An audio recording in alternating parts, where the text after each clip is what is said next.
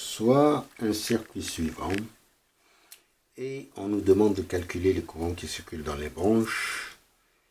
Alors là, il y a des résistances qui sont pas en série et en parallèle comme on a l'habitude de rencontrer. Ici, on a des transformations triangle-étoile ou bien étoile-triangle. Ici, on peut transformer, ça c'est un triangle, donc on peut le transformer en étoile, ça c'est un triangle en étoile, ça c'est aussi un triangle qu'on peut transformer en étoile. Mais on va prendre justement celle qui est ici, donc on va la transformer en triangle.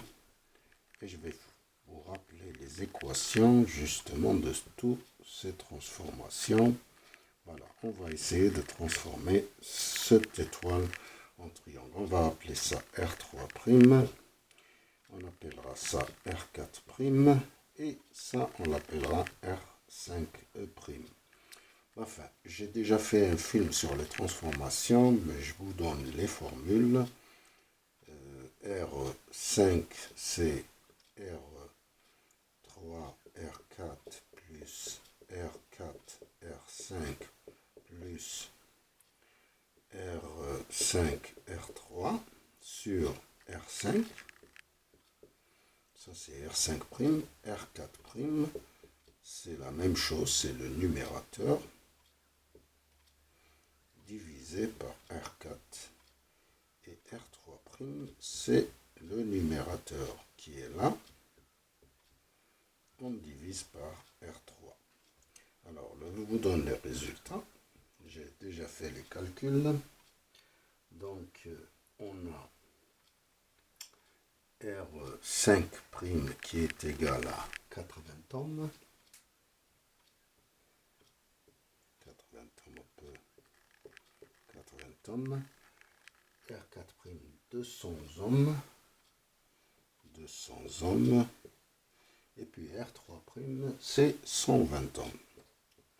Vous pouvez vérifier les calculs. Alors,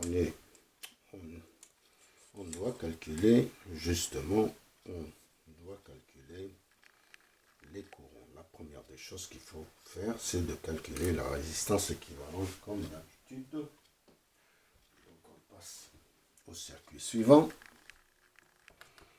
Et on va calculer la résistance équivalente de ce circuit.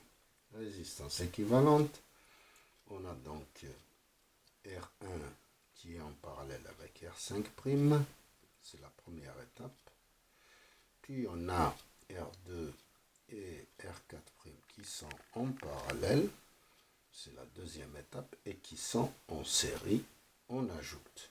Donc c'est la troisième étape, on ajoute. Et puis tout ça, c'est en parallèle avec ces deux qui sont en parallèle. Ça, c'est la quatrième étape. Et la cinquième étape, c'est ces deux parties qui sont en parallèle. Ça, c'est la résistance équivalente. Donc, je ne vais pas utiliser les indices, je vais utiliser R1 2' qui est égal à R1 en parallèle avec R5, c'est R1 multiplié par R5' divisé par R1 plus R5'. Donc c'est 48 multiplié par 80 sur 48 plus 80. Ça nous donne 30 ohms. Voilà. On passe à R2 secondes. C'est R2 multiplié par R4' sur R2 plus R4'. Donc, c'est 50 multiplié par 200 sur la somme 250. Ça nous donne 40 ohms. Voilà. Ça c'est 30, ça c'est 40. Et R3 secondes, ça fait la somme des deux. Et ça fait 30 plus 40. Ça nous donne 70 ohms. Maintenant, on passe à R4 secondes. C'est R3' multiplié par R6 sur R3' plus R6. Ça nous donne 120 multiplié par 40 sur 160 et ça nous donne 30 ohms. Voilà. Et puis maintenant, la résistance équivalente, c'est 30 et sur 70 qui sont en parallèle. Donc R équivalente, c'est R3 secondes multiplié par R4 secondes sur R3 secondes plus R4 secondes. Donc c'est 30 multiplié par 70 sur 30 plus 70. Ça nous donne 21 ohms. Et on peut calculer le courant principal. I, ça fait V sur RE, ça fait 42 sur 21, ça fait 2 ampères. En utilisant le diviseur de courant, on peut calculer ce courant et ce courant. Donc, I R3' qui est en parallèle avec R6, courant qui circule ici, je l'ai appelé. Donc, c'est la résistance équivalente de ce circuit qui est R3 secondes sur R3 secondes plus la résistance équivalente de ce circuit que je l'ai appelé R4 secondes multiplié par le courant principal. Donc R3 secondes c'est 70 sur 70 plus 30 multiplié par le courant principal, c'est 2 ampères. Donc la calculatrice, où est-ce qu'elle est? Elle a disparu. Ok. Enfin, ça doit faire 70,07 multiplié par 2, c'est 1,4 ampères. Voilà. 1,4 ampères. La calculatrice elle est là. Et ce qui reste, la différence, c'est R1. Ce courant, c'est 0,6 ampères. Voilà, j'ai calculé le courant. C'est 0,6 ampères ici. Et ici, c'est 1,4 ampères.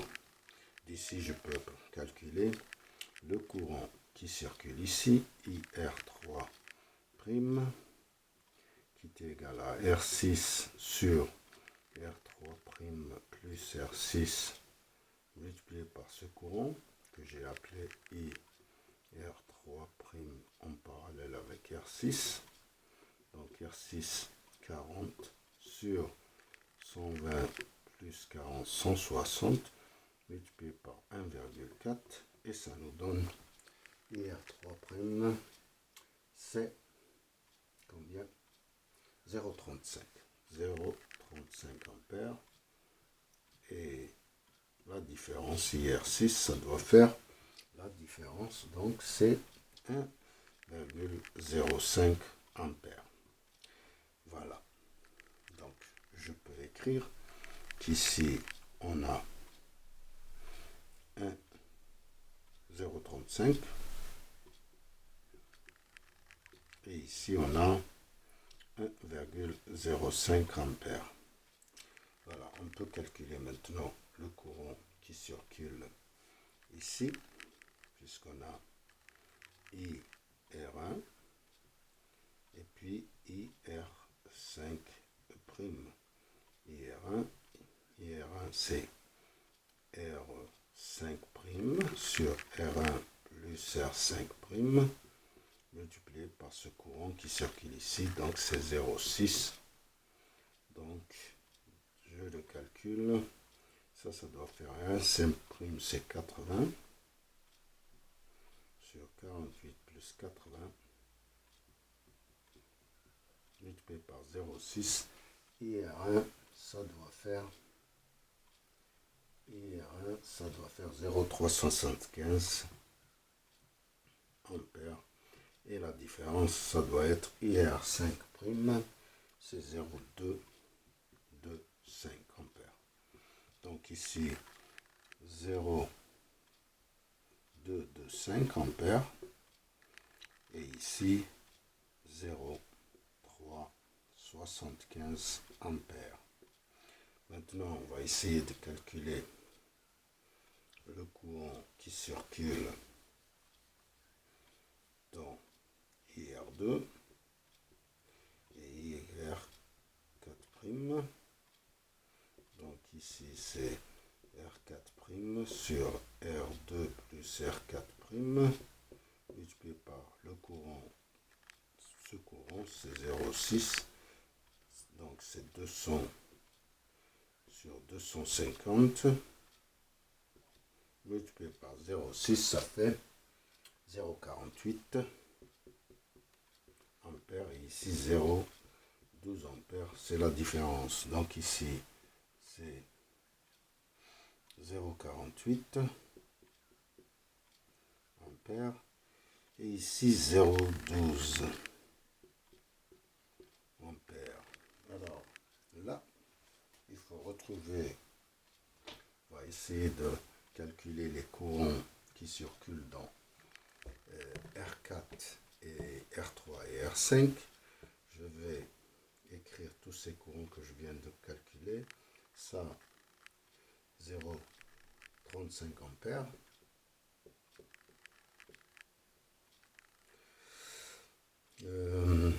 IR5', 0,225 225 ampères. Ok, IR2, IR1,